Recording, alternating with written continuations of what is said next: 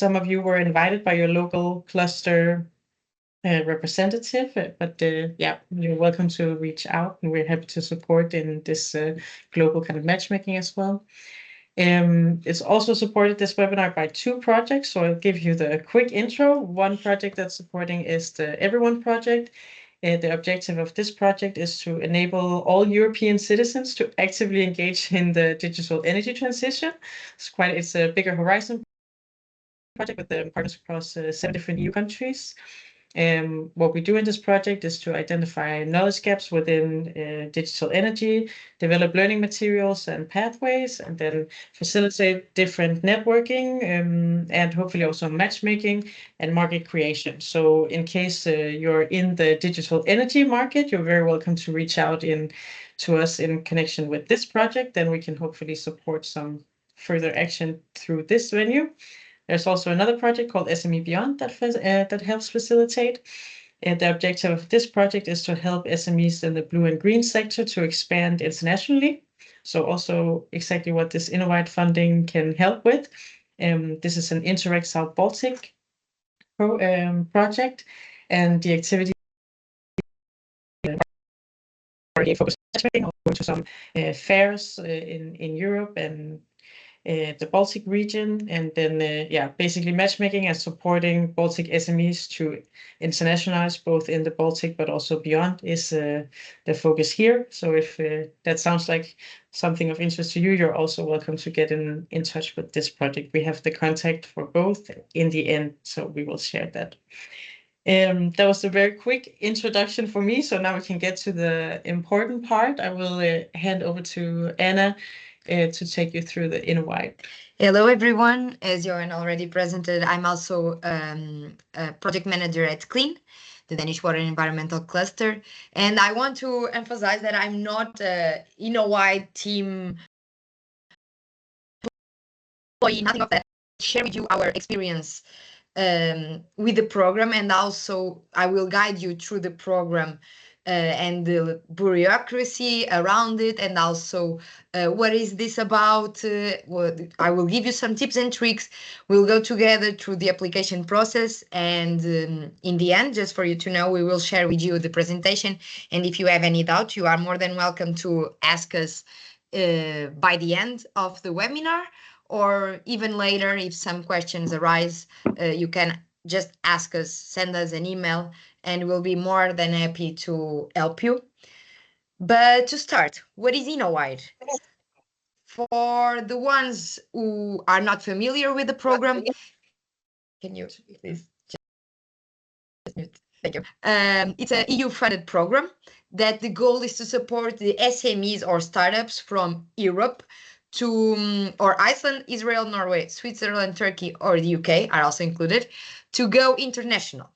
This is the 4th call, and it has available 4.2 million euros budget to fund around 70 projects. So it's a pretty big chunk of money that they will give out to the companies. And it's important to know that as a company, you will be able to apply for a 60,000 euros lump sum grant, where you have to provide some co-funding. So the total project cost should always go to at least 86,000 euros. The objective of this program is to assess the practical, technical, and economical feasibility of an innovative solution that you want to test in a new market. And the goal is also to make you collaborate with the outside of Europe counterpart. It could be either in Africa, the Americas, Asia, or Oceania. The project should have a duration of 6 months, and during that period, you can conduct a market feasibility studies for innovative projects or solutions in collaboration with this subcontractor from the other region.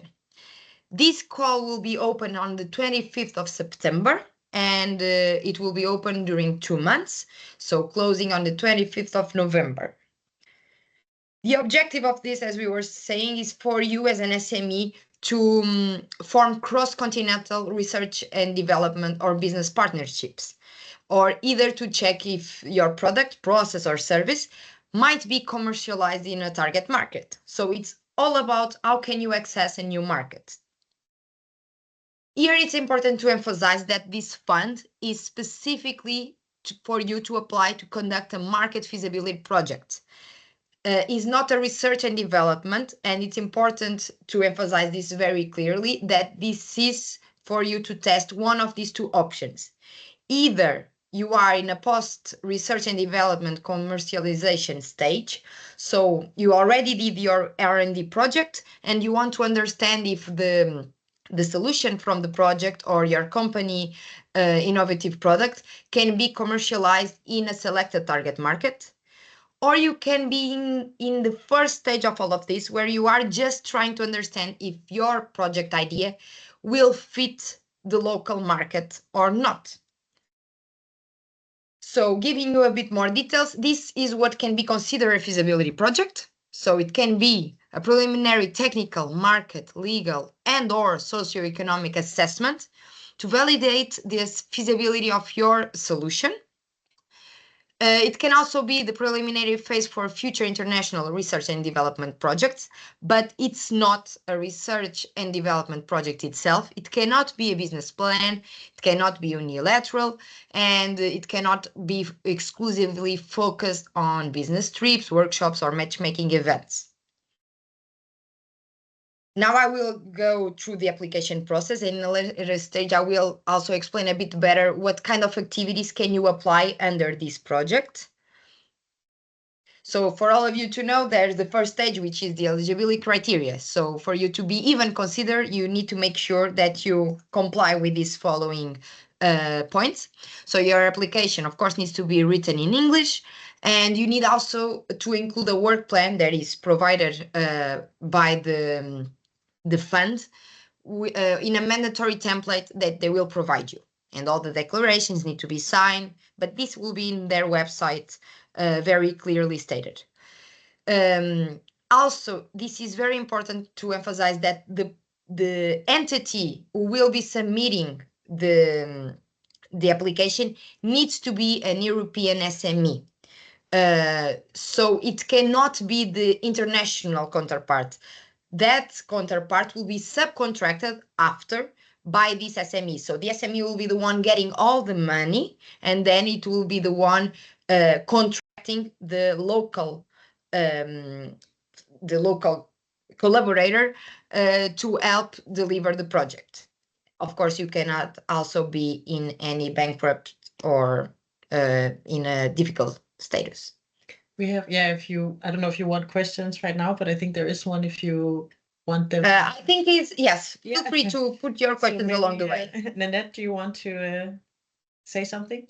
Yes, my question comes to the limitations of the project or the application, because applicants are limited to being from EU member states. Iceland is from Norway, Turkey, or the United Kingdom, and funding can be granted to explorations in Africa, Americas, Asia, or Oceania. What is the European countries not in either of those categories excluded, or are they forgotten? The European countries can be the applicant. Yes, but there are European countries which are not EU members and are not mentioned on the list. I think, unfortunately, they are not included. I think the ones that the money can be provided to, the ones that are eligible, needs to belong at one of these categories. It needs to be from EU member states, European Union, or one of these ones. So that's why they state the specific exclusions or exceptions from the list of the European countries. So Iceland, Israel, Norway, Turkey, and the United Kingdom. All the rest, unfortunately, I think they are not eligible. But I am 90% sure about this, but we can double check in the end, and I can send you in an email the full confirmation afterwards. Okay, thank you very much. Can you please just provide me your email in the end? I will also give you my contact details, so you can just write me after. Thank you. Thank you. So continue now more the eligibility criteria, more about the project. It needs to have a 6 months duration, so it's not a long project. It's really just to make this market feasibility study. As I was telling you in the beginning, the minimum total eligible costs are 86,000 euros. So it's 70% funded, which means that 30% of it needs to be co-funded by the SME.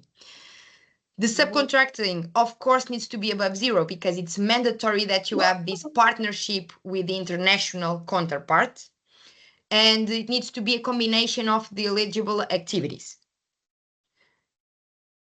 Now getting into the activities, I think it's important to emphasize that when developing the application and the work plan, do not do the mistake that I did once, that try to do a work plan on my own and setting my own activities, because in the program manual, they have it clearly stated which kind of activities can be funded. So my suggestion is when you are writing the application and filling out the work plan, write exactly the same names that are under the program as activities.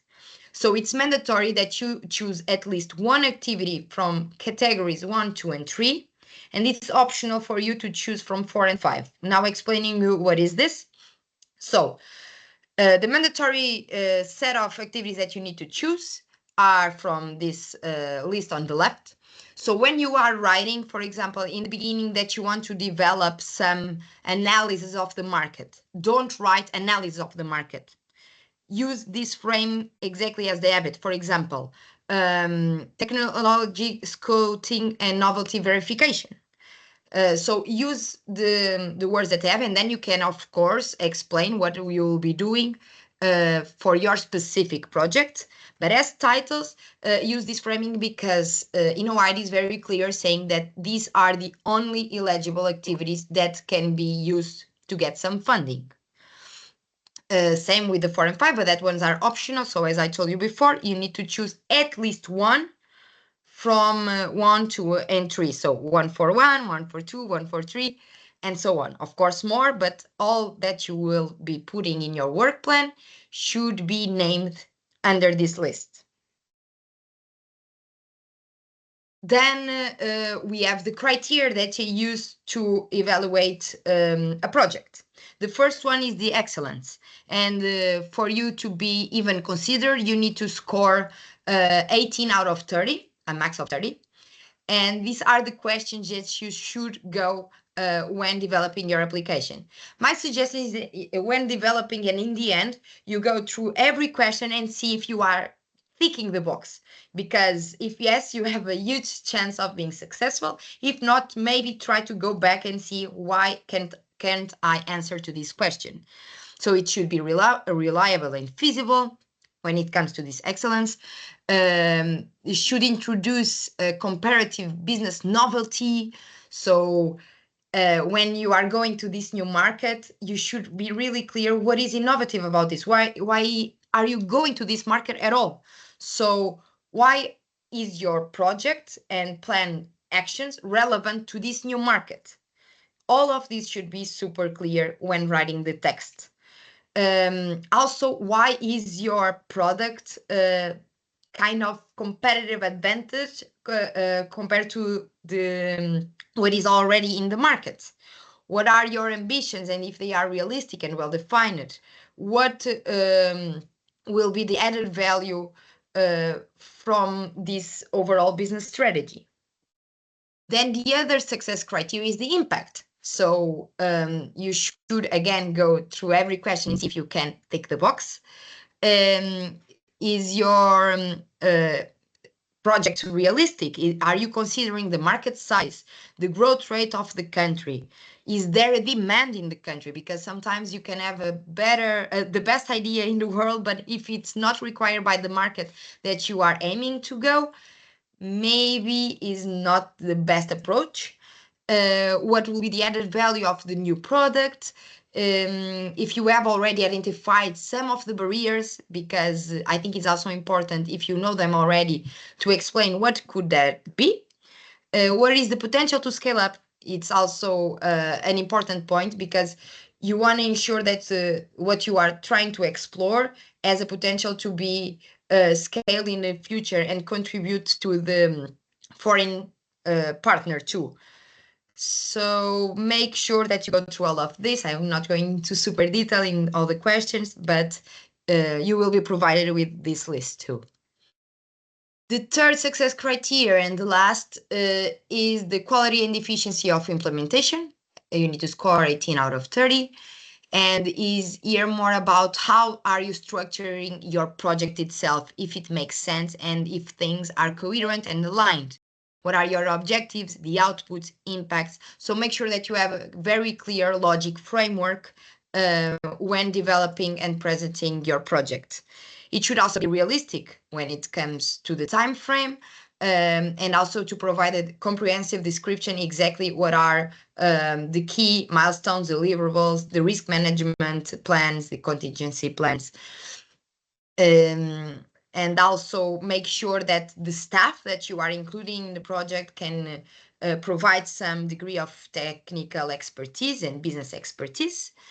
And also, if the role that you assign for your subcontractor, which is the local counterpart in the international market, are clearly defined, because they cannot just be there saying like, they will be our subcontractor, but all activities are in our own.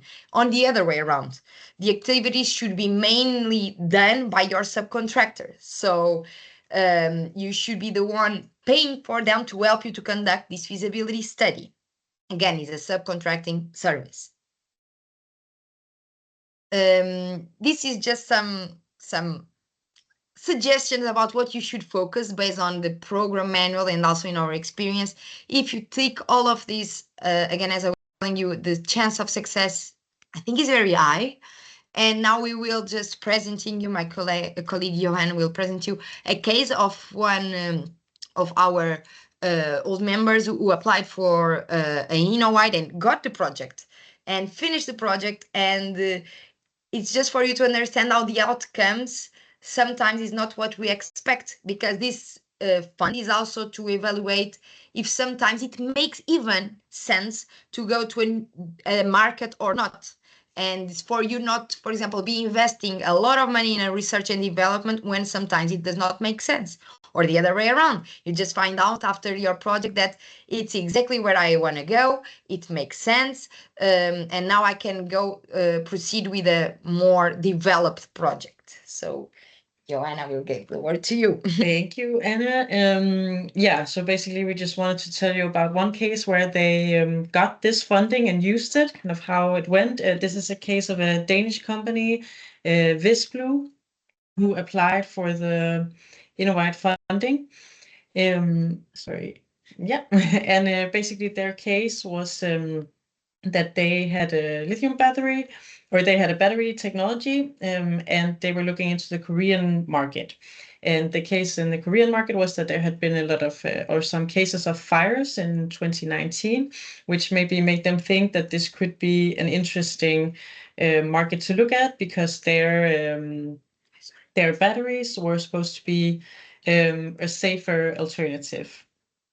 And so that's why they thought, let's look into it. And the partners that they were looking or to subcontract, I think, has both been with the ICDK, maybe some of you know, but it's the Danish innovation centers that can help. But basically, it could be anything. I think they were also in contact with energy consultants that helped them do these feasibility studies. So let's see. Yes, basically, so what they did was to, like Anna said, see if it was a fit to the local market or not, try and explore what could be the future for them. So they did this market analysis, see if it was a fit for their batteries. They had an energy consultant look at all the data, look at the legislation, the regional market opportunities, and then they had different workshops and meetings as part of this, and also overview it. Then basically what they concluded was that there was not really a market for them or insufficient potential for the company to go there, and this was found because of the removal of the Korean government subsidy for this type of battery. And also, it seems there was still a lot of public concern with batteries because of these fire events in 2019. And yeah, because of this, they found that there was a lack of willingness to place these energy storage solutions inside buildings, which was then a bad fit with their technology. Also, the lower electricity prices in the Korean market was not a good incentive for this business model. So it's one example of where a company basically, Lena said they were looking to assess if this was indeed a good market for them, and then it allowed them to actually do a really deep research of the opportunity, also see what could be the possibilities. But in the end, the conclusion was that it was not a good idea. So this is also a way to find out in advance and without spending too much from your own pocket if it's a good investment to try and go there. Yeah, so I think that is the most we want to say, but that's also, I guess, and I kind of emphasize that you have to know to some way that there's a market potential, that there's a fit, but of course, it's also to assess this. So you need to have a pretty good idea of why you think there might be and why there is this possibility that it is. But of course, the funding is also for you to find out if this is actually the case. Exactly. Thank you, Johan.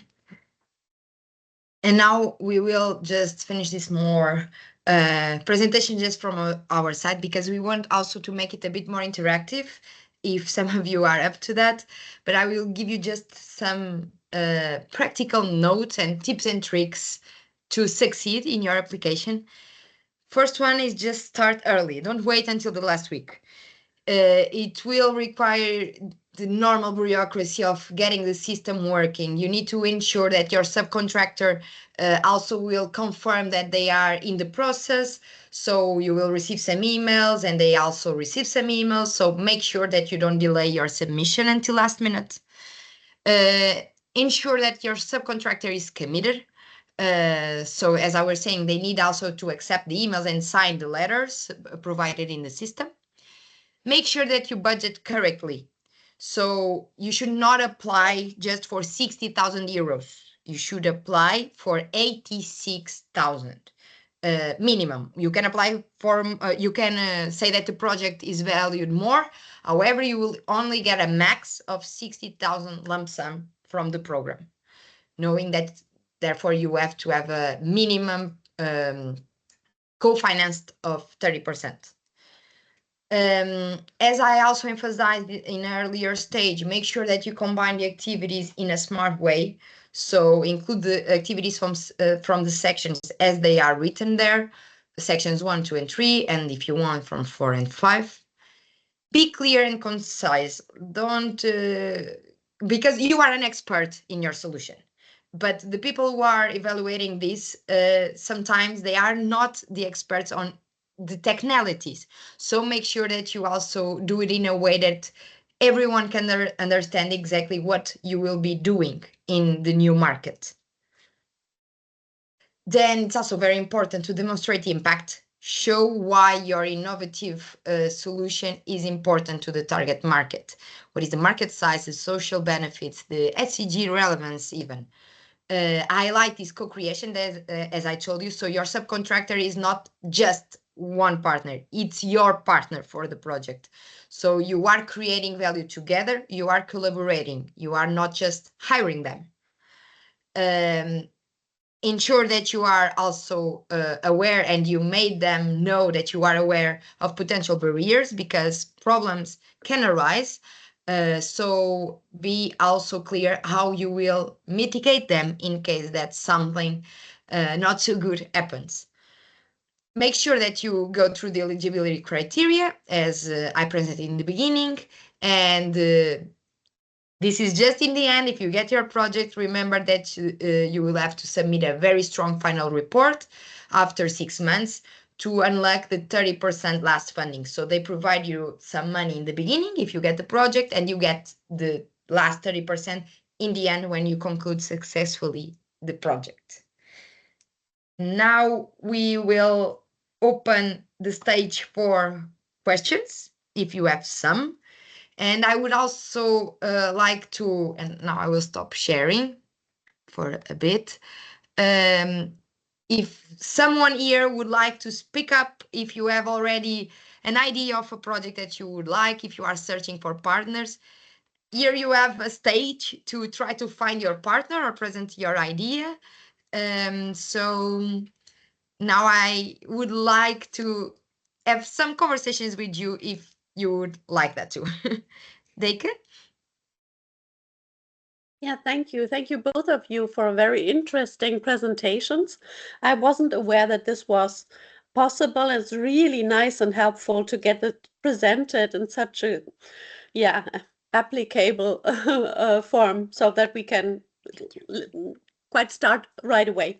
But what I wonder is, what's the aftermath of this? Just with your tips, writing a super application and then getting the grant, what is because sometimes you get just bombarded with too much bureaucracy. So what do you have to do in terms of documentation during the 6 months and especially afterwards to get the final 30%? I think since the project, I need to go to the guidelines more detail, but from what I recall, since the project is so short, they will not require that big amount of bureaucracy. I think you have a midterm report, and then you have this final report, but I think the process is pretty smooth because, again, it's just 6 months. It flies. Yeah, right. So, but it's still the EU, so one should worry. It's completely understandable. It's completely understandable. I can also make sure that I find out exactly what they require during the project, and I can also send this. When we send the final email with the presentation, we can provide you with this too. That would be awesome. Thank you so much. You're welcome. And again, if any of you here are not an European SME, this can still be relevant because, for example, if you are a challenge owner per se, if you would like to collaborate with a European counterpart, this can go both ways. So maybe you can invite them directly to come to your country. So it's not doors closed if you are not European, it's just you cannot apply yourself.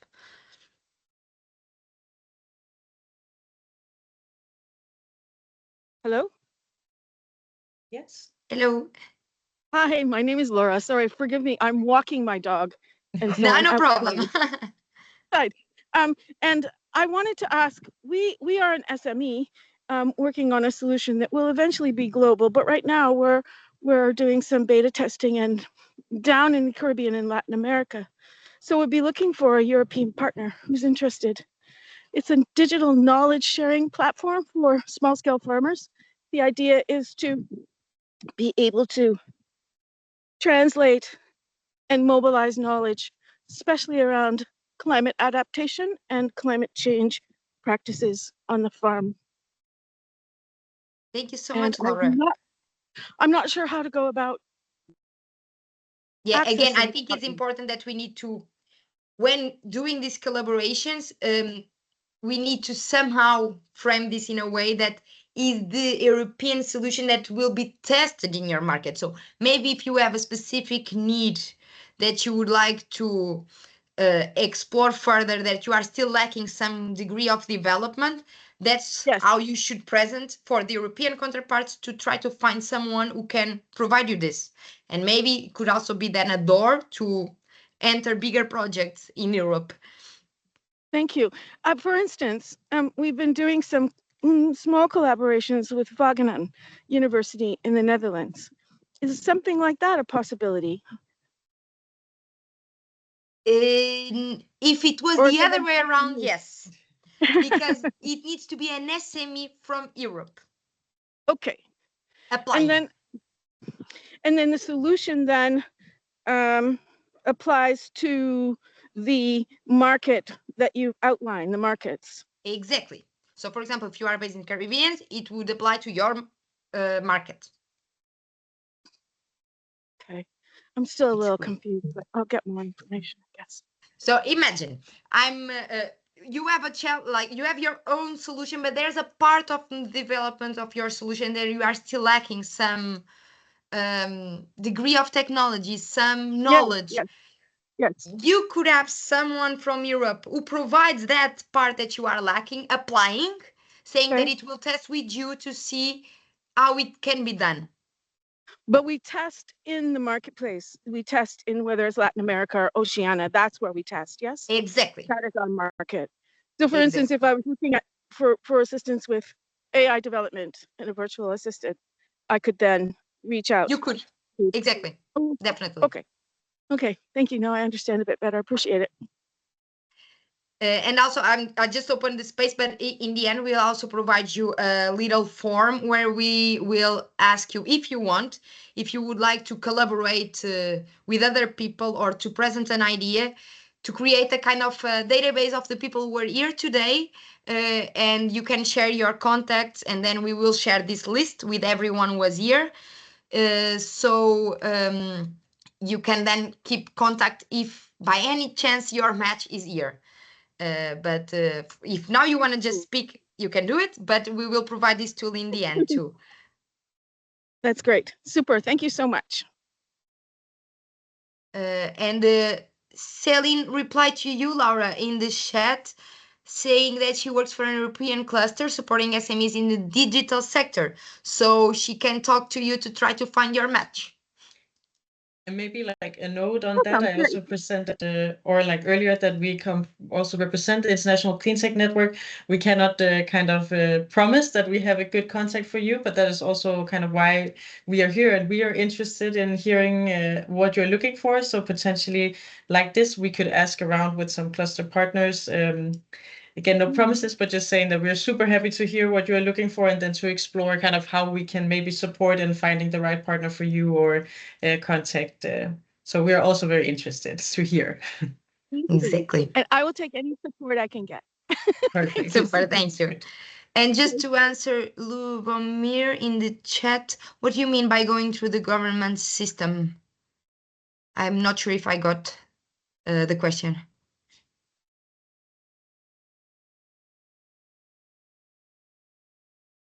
If you would like to elaborate, feel free to do so. In the meantime, Chad. Hi, thank you. And sorry I'm off camera. It's very early here in Pacific time zone in Canada. No problem. And so if anyone's looking at Canada, we're here. We help EU companies enter the Canadian market. And I think this grant is awesome. I'm wondering what the sort of requirements are for the match. Can that come from the EU company? Can that be in kind? Does it actually need to be a completely separate source that's already budgeted? Sort of how strict are they about that matching, or can you sort of be creative to make up that other 30%? It can be in kind, yes. Brilliant. So they are not super strict. It can be in man hours, no problem. Perfect. Awesome. They are pretty flexible. One other quick follow-up question on the budget. How it seems like they're funding sort of market studies, regulatory market entry, all that type of stuff. Is it possible to use some of the budget for capital expenditure as well, like to purchase equipment that would be used in a pilot? Obviously, it's not a huge pilot with that budget, but are CapEx expenditures eligible, equipment purchases? We need to check in the list if it's there, but we can. I can just open very fast, because what is eligible is exactly what is in that list. And if you open the program manual that we can also provide you, maybe they will update the program manual because the cost still not open. The one that we have is still the one from last year, but usually it does not change that much. But let me just double check. Small scale proof of concept can. So I would guess that it might be possible if it's something small, but it's better to double check. I'm not sure about this. But yeah, no, that sounds great. We can spin that. Appreciate it. This has been very helpful. Thank you for this. You're welcome. And Mikael, regarding the fixed cover per hour, I don't think so. But again, I'm not an expert. I'm not from the program. So these small things, we just need to check in the program manual. And it should be there stated. But I don't recall that we have a fixed cover per hour, no.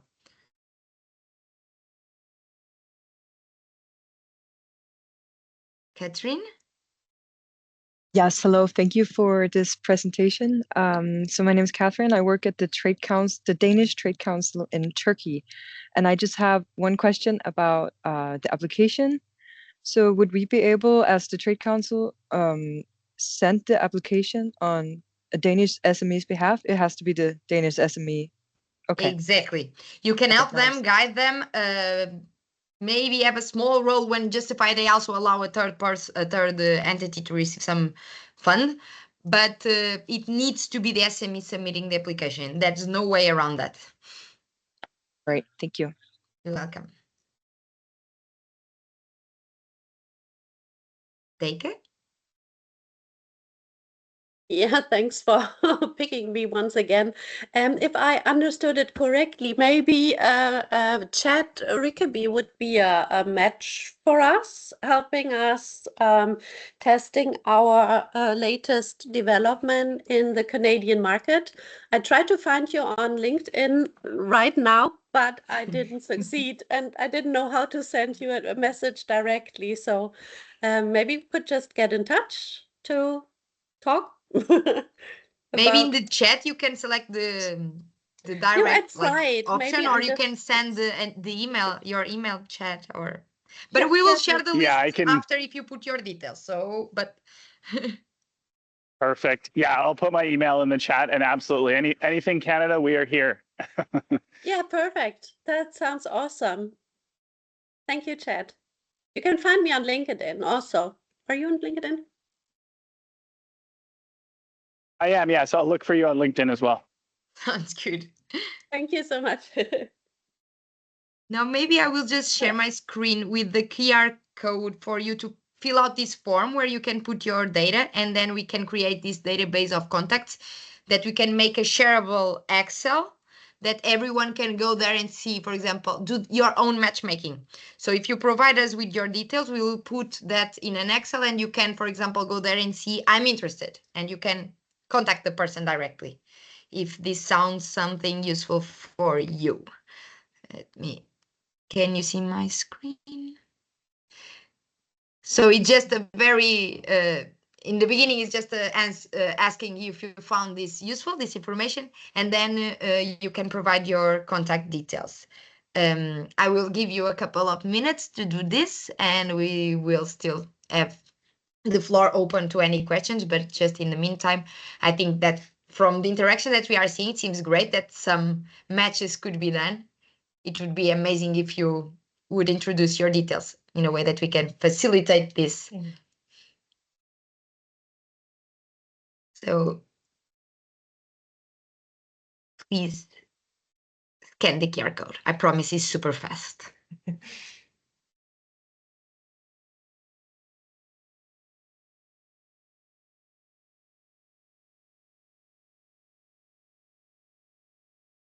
Just mute myself for 2 minutes, and then we'll get back in 2 minutes. If anyone has a question, please.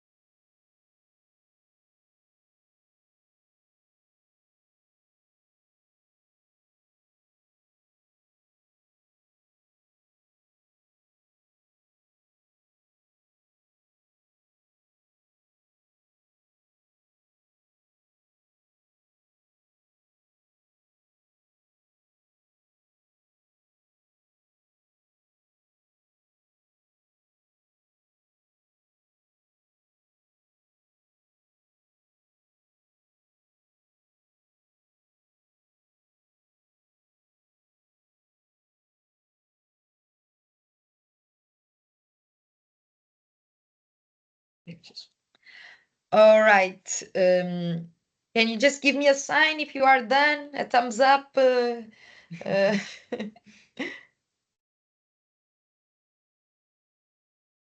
We hope you have all scanned the QR code. Perfect, Catherine is done. Then we will maybe change the slide. So hopefully this is the last chance to scan it and leave your details if you want them shared with everyone.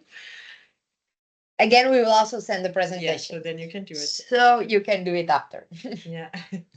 But if you can do it now, it's even better. Yeah.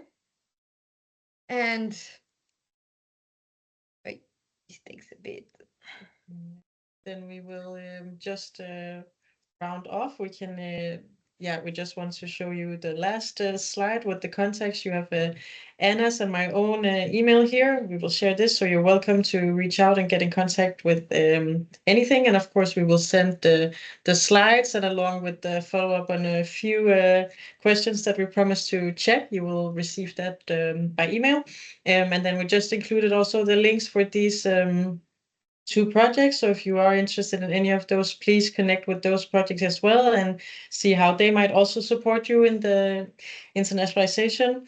And you can always also visit the International Cleantech Network website and get in touch with us there. We hope it was useful. We're happy you joined us. Exactly.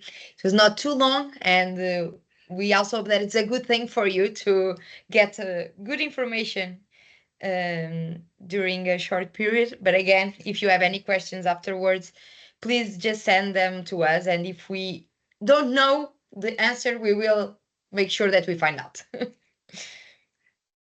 So thank you so much, everyone.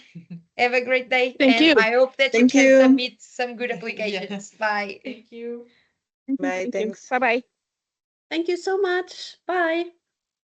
Bye.